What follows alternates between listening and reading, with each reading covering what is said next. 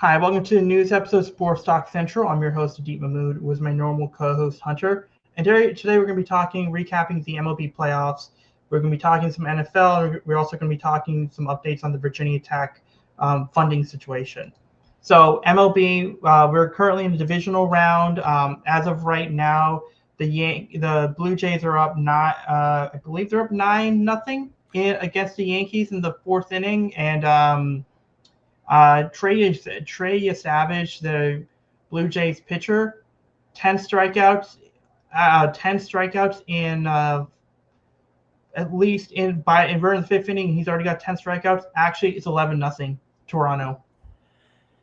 The Yankees bats can't get going, and the Blue Jays pitching has been dynamite. So there's your story so far. Yeah, no, and I think here's where the problem is, and we'll work backwards from the divisional rounds to wild card rounds because the games is kind of going on. That's why I kind of started on that. But man, the Yankees. This is a bummer for the Yankees because you had Max Fried going today. That's your ace. That's your best starter, and they got a pretty decent start from Luis Hill. He got them into the fourth or fifth inning. But let's be honest, Blue Jays are going to win this game.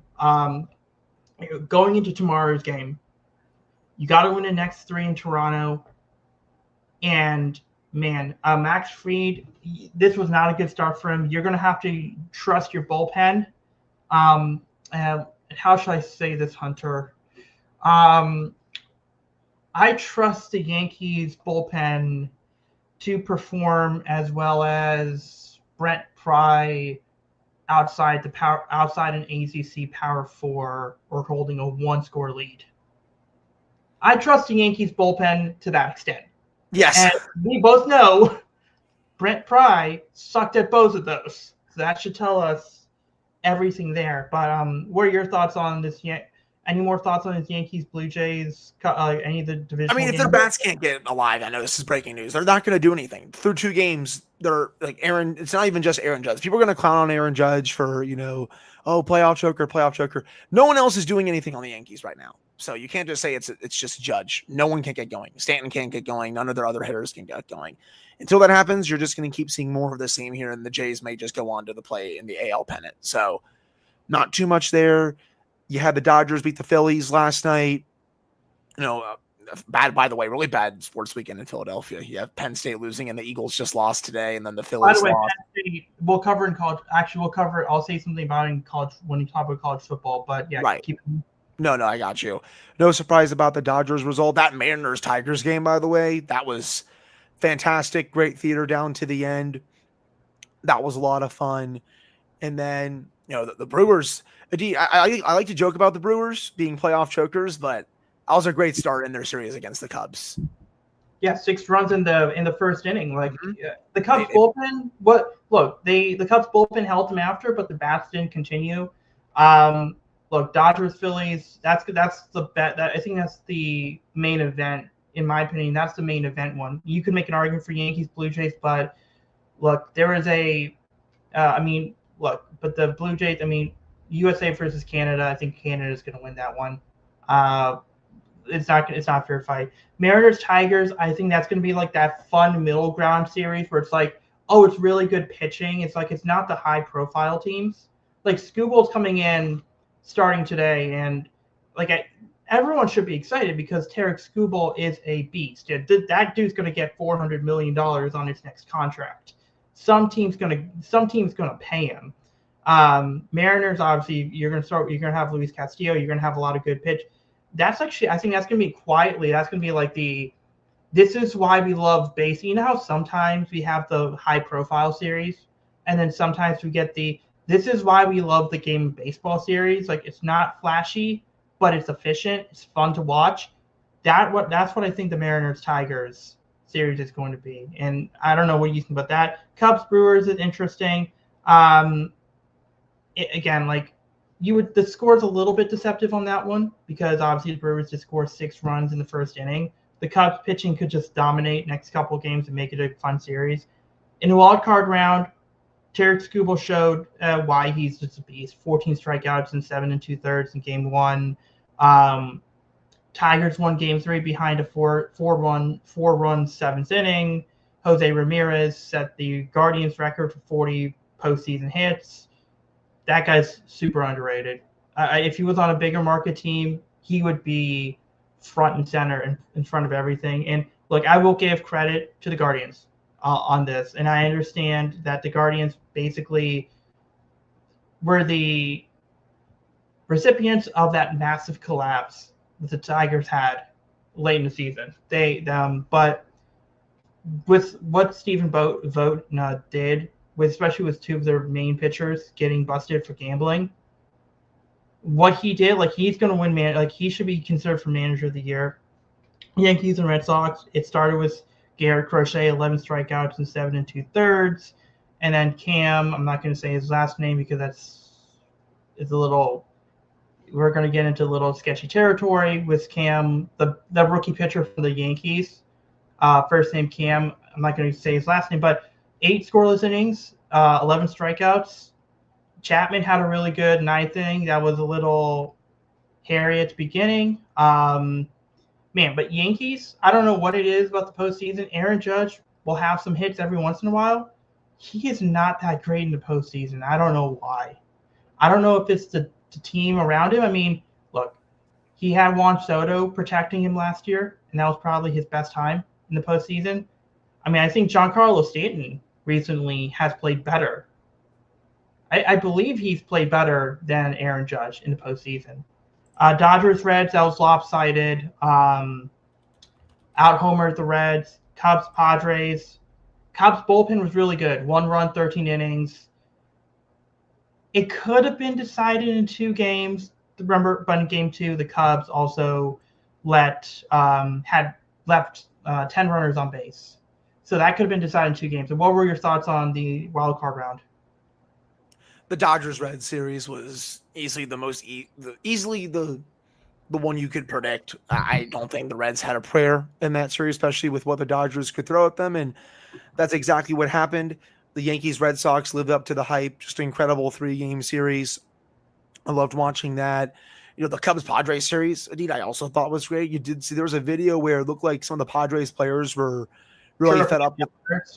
They were like fed up with the umpires after the game, and looked like some of them were like screaming in one of the umpires' faces as they were going into the dugout. Just they weren't happy with that one. Again, a lot of these the Tigers Guardians series was fantastic, especially that great drama. Bottom of the 9th, game 3 in Cleveland. Looks like Cleveland is going to potentially get something out of it, but the Tigers are able to not let them. That was a awesome series as well. So again, I really enjoyed watching these series, and so far the divisional series, the divisional round, has been really fun so far. Yeah, and so right now, it's again Yankees, Blue Jays, third game going on. So let's move on to Virginia Tech. We'll talk about the rest of college football a little later, but Virginia Tech recently just approved $229 million over the next 4 years. Just brief recap on the game against Wake Forest. I like that they're competitive. It seems like Brent Pry created a very undisciplined environment in terms of the way they played, and the players just gave up at the end. That being said, they should have won that game. There was a roughing the passer penalty that would have stopped them. They would have forced a punt. There was a late hit that would have created a 50-yard field goal. There was that penalty where the Wake Forest kicker actually missed the field goal, but then one of the Virginia Tech players was standing over the center. So it was a lot of self-inflicted penalties in that game. I am very disappointed in Kyron Jones' development in the last few years. But, man, the fight was there. It looked better. I would have loved to have be here saying, hey, you know what? It was a moral victory. but there was enough of these mental mistakes that they should have won this game, and they should be 2-0 in the ACC. Just bad penalties. You can't give Wake Forest free first downs on so many third downs, whether it's unnecessary roughness, pass interference, even on that field goal, which he missed, which could have potentially changed the game. You're lining up over the center, kind of blocking him or something like that. And I don't even know if that was a penalty, by the way. That was a weird call. Just too many self-inflicted wounds. The offense was inconsistent. And speaking of inconsistent, Kyron Drones, he'll look good on one drive or one quarter, and then he'll just completely look like a backup quarterback in college football. His inability to read when blitzes are coming continues to be such a major concern. I don't know why that has never gotten better during his few years as a starter at Virginia Tech. People are going to call for him to be benched. Okay, who's going in there? Pop Watson? I think he's fine. I don't think he's better than Kyron Jones. You're going to have to bring in a different quarterback next year. None of these guys on the roster right now are going to be starting quarterbacks next year, at least in my opinion. So you're just going to have to ride it out. Like, I was really proud to be a Hokie after that win against NC State. Philip Montgomery wins a one-score game, ties Brent Pry for one-score wins during his tenure at Virginia Tech. Yeah, I know they lost one the next week, but you can't make all those mistakes and you can't be that inconsistent on offense. Like, all three phases honestly needed to be better because Wake Forest's offense was not good in this game. Like, yeah, I know they scored 30 points, but they were given a lot of those by stupid penalties and the defense being inconsistent. So just not good enough. And as for the budget, this is what you want to see from the university.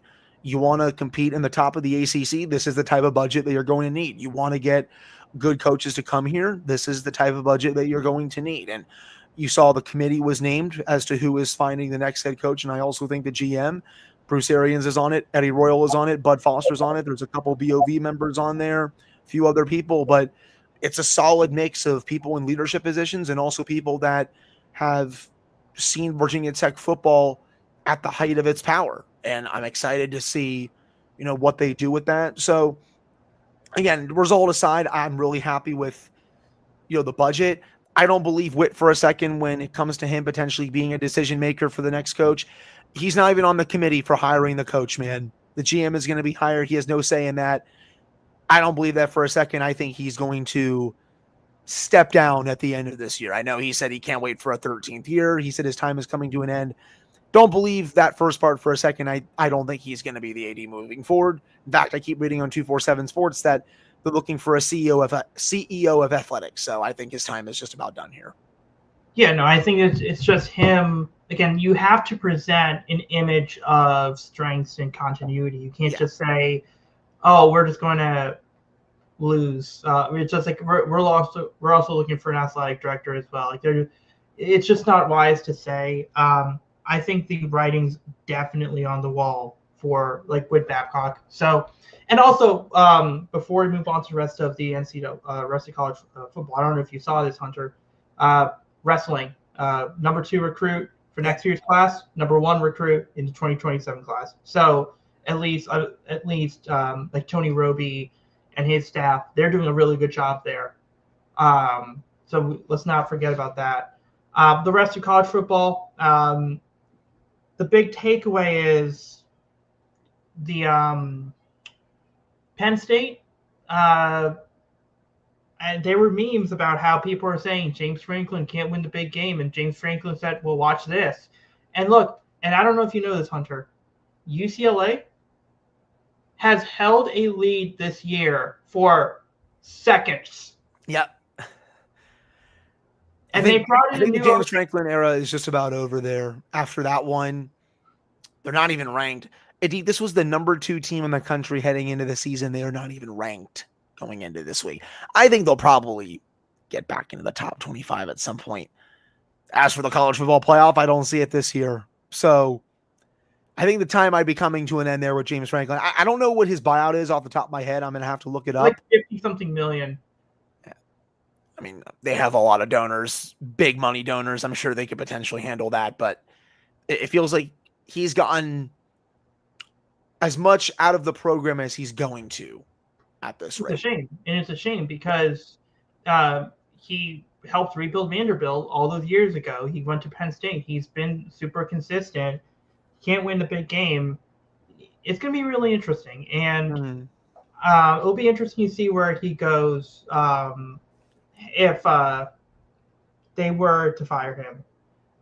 So let's talk NFL Ravens Steelers. Look, I know the Ravens have been struggling 1-4. Let me start by breaking down this argument here. The Harbaugh thing.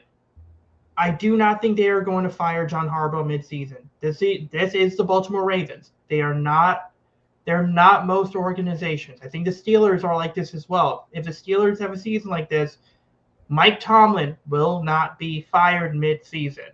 So what will happen is, and let me say this. I think the Ravens are going to have a new head coach next year. I just, for some reason, for me, I don't think they're going to fire Harbaugh. I think because you also got to remember he's got 3 years on his extension, and So he's you think he'll be back next year? front office. Oh, you think they'll move him up to the front office? Okay, go ahead. Because here's my logic.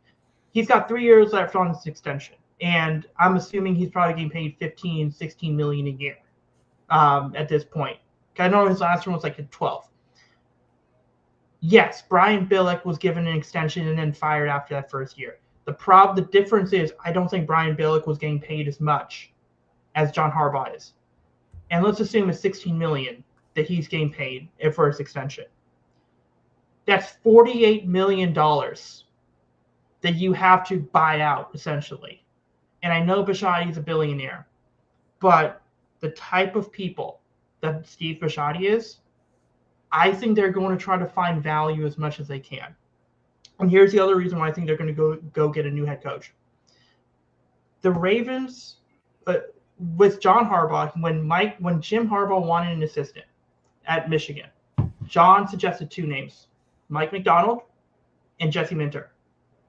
Mike McDonald then went to Michigan, became the defense coordinator there, then came to Baltimore. Then Jesse Minter, I believe, was at Vanderbilt for a little bit.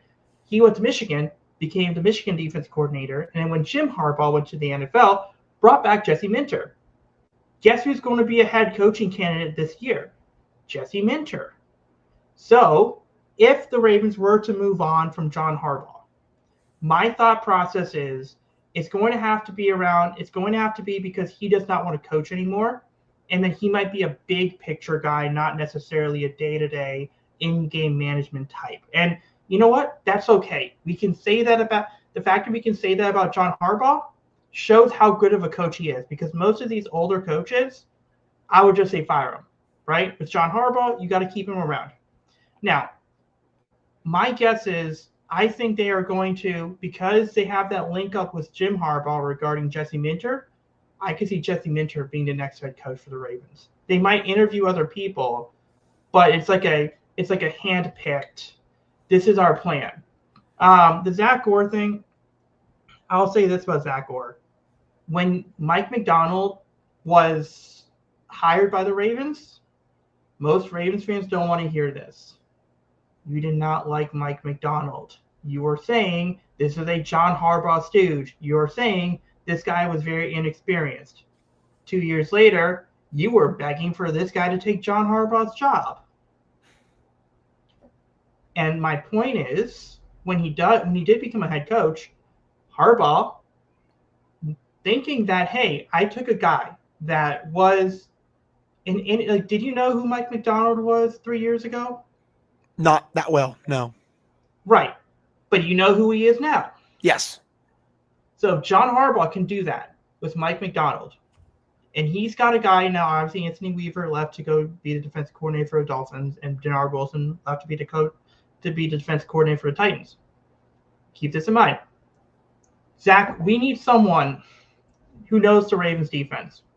Zach Gore played defense for the Ravens. We need someone with a good amount of experience as an assistant coach. Zach Gore's been an assistant coach for 4 or 5 years. We need someone that knows Mike McDonald's scheme. Are you seeing where I'm kind of going with this? Right. Zach Gore was the inside linebackers coach for Mike McDonald. And you want someone who you could view as a head coach. And he was on that track. And the problem is, hey, you know what? Zach Gore, it didn't work out for him. Whether it's the injuries, Whether it's something else, it's okay to say he was a little bit inexperienced. Now, I do want to say, I do think the guy can be a good coach, but I do not want this to be a discouragement for him. But look, I think the problem with the Ravens is Zach Orr is very inexperienced as a defense coordinator. I don't know, Todd Monken, has he been in a spot for like more than 3 or 4 years? I'll have to double check that. Not sure. Feels like he hasn't. It feels like he hasn't. Like he was in Cleveland, he was in Tampa, he was in Georgia for a little bit, but obviously there's some lapses in the offense. Obviously, I think Ricard is super valuable.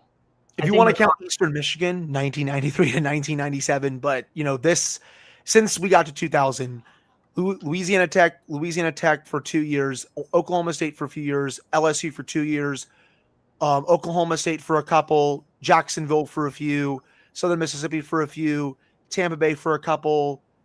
Again, he bounces around. It's not for more than about 4 years a deep. Yeah, and that is concern. That is a little bit of a concern and I get it. Like, he has produced good offenses, but my point is, there are issues with the coaching staff. I think you're going to hear a lot of Ravens fans say Harbaugh needs to go, and they're just all up in their feelings. I mean, it kind of got started with this whole Kyle Hamilton thing with, the fans are a little spoiled. Like, it's not really a bad thing, but Kyle Hamilton was kind of correct on that one. Like, you're a Steelers fan. When you see the Ravens for the last 20-plus years or so, what's your first thought? Great defense, right? Like, great defense. You could plug someone in. Like, did you ever feel like an issue, like if they plugged in someone in as a defense coordinator, whether it was Pagano or Dean Pease? What was your thoughts, as a Steelers fan, when you see them plug in these guys? They're still going to be great. Like, I grew up watching Ray Lewis, Terrell Suggs, Ed Reed, Haloti Ngata, etc. So, like, as long as they had those guys on the field, or at least most of them, you can plug in whoever else you wanted. This was still going to be a tough defense to go up against, even for Big Ben, who had his fair share of great battles against them over the years. But it felt like watching that game today, it almost felt like the Ravens quit on John Harbaugh. And I know they're really banged up. I don't want to make it sound like any more than it is, but like the body language, it felt like for the first time, it looked like they had quit on him. And, they have another tough game up next week, Indeed. I know Lamar's status is up in the air. After that, you have the bye, which will be well. Yeah, I don't think he's playing. You got to give him 2 And then you have the bye week, which I think he'll be back after that. Your schedule does ease up. Yeah. The Bears, the Dolphins, and I believe the Vikings. And I think McCarthy will probably be back by then. Or Brosmer. Those are all winnable games. Max Brosmer. Yeah. Even if, so say you fall to 1-5, which obviously you don't want to, because if the Steelers win the next 2, it will be 4 games up on the Ravens. Your schedule does ease up a little bit in the second half, where if Lamar is back and they start getting some of these players back, you could potentially be 4-5 if you rattle off 3 in a row against those teams who are not that good. And then you're kind of right back in this thing for a potential wild card spot, or even the division, because, I don't fully trust the Steelers just yet. I think the Steelers are in the driver's seat to win this division, and they're getting a lot of help today. But until I see them actually win the division, I'm still always going to be a little bit skeptical. But yeah, you're not getting Nnamdi. You're not getting Nnamdi Madubuike back this year. In fact, I'm actually scared, because for Nnamdi, when John Harbaugh said if he wants to, when it comes to Nnamdi continuing to play, it's up to Nnamdi Madubuike. That's not a good sign, especially when it's a neck injury. That's not a good sign. So that's a worrisome thing. I could see Ricard. That was such a weird injury. Ronnie Stanley's going to get hurt every once in a while. That's going to happen. I mean, look.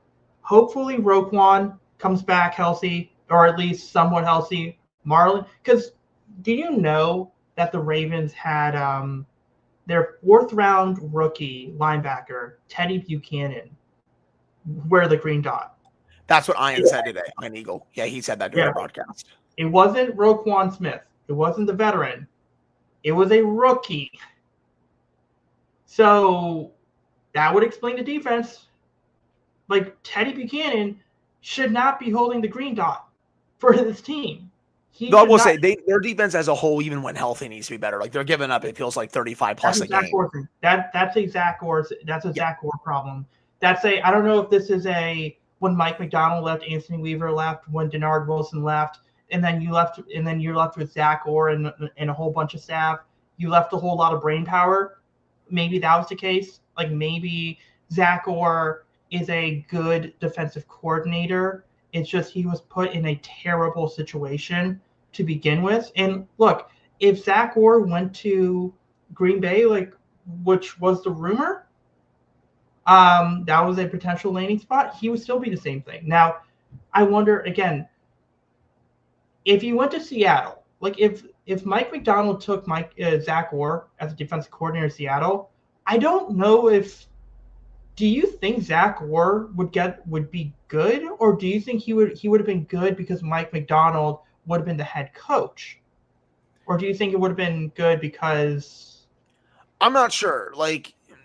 Maybe the latter with McDonald, but I'm honestly not too sure. I think he might be a bit better as a positional coach, and you can maybe hire someone with a bit more experience as a defensive coordinator. And that's not to say Zach Orr can't ever be a defensive coordinator. Right, Mike McDaniel, I don't think he's a good head coach, but he's one heck of an offensive coordinator.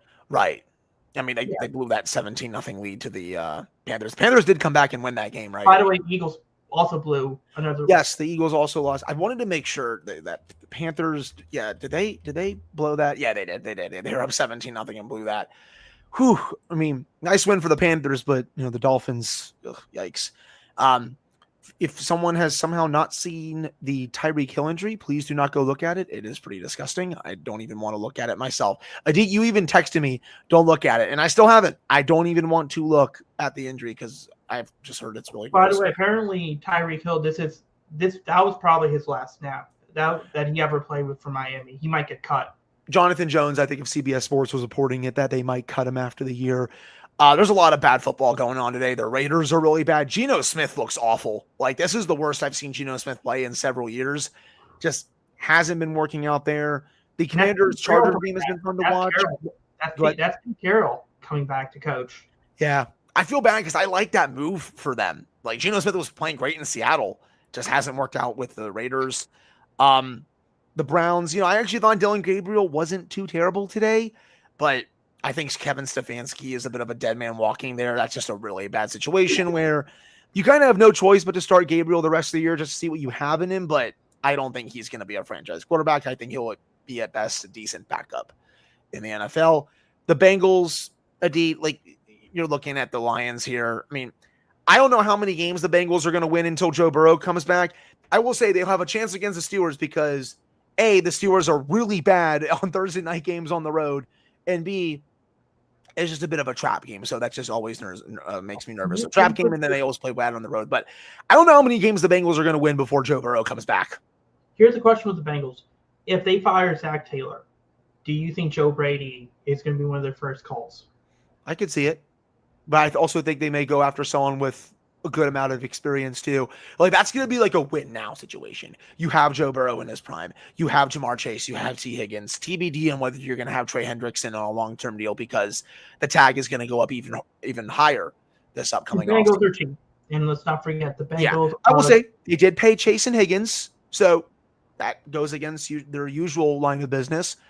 Trey Hendrickson, they kind of paid him for this year. They worked something out.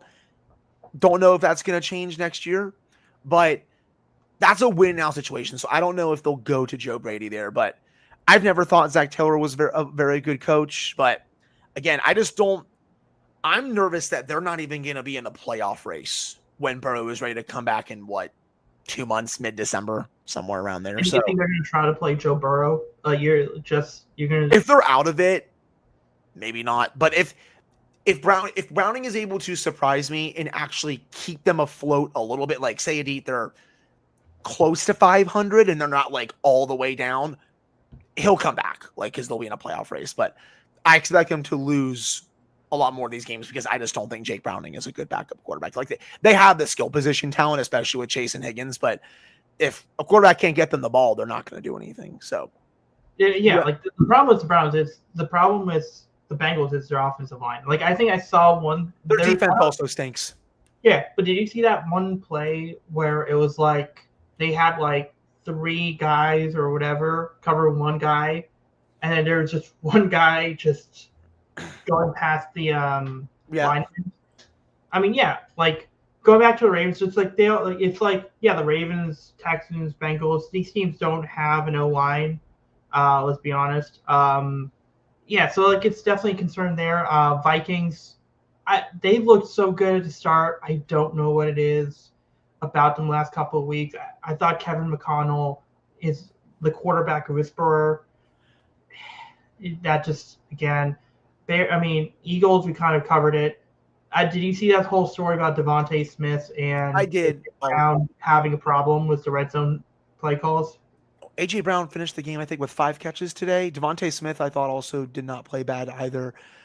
I think that's going to be a non-story pretty quickly. I think when you have 2 number 1 wide receivers like that, you're going to make it work. And I think they will make some adjustments. The Eagles had this coming for the last couple of weeks, in my opinion, Adi. They should not have been 4-0 going into this game. They got really lucky to beat the Rams. The Cowboys game, they kind of escaped. They've been escaping in a lot of their games this year. Like, they obviously look good. Like, they're a top-tier contender, but they have been escaping. Today wasn't able to work. They got close at the end, especially on that small little Hail Mary from 29 yards out. But the Eagles, they got some stuff to clean up. Too many penalties. The offense looked a little bit sloppy. They didn't really use Saquon at all. If my memory serves me right, I'm going to look this up right now to make sure that I got this right. I believe he only had 6 carries today. Yes, 6 carries for 30 yards. This is the best running back in football. What are you doing? Why are you only running him 6 times? Like, it's just, I don't know.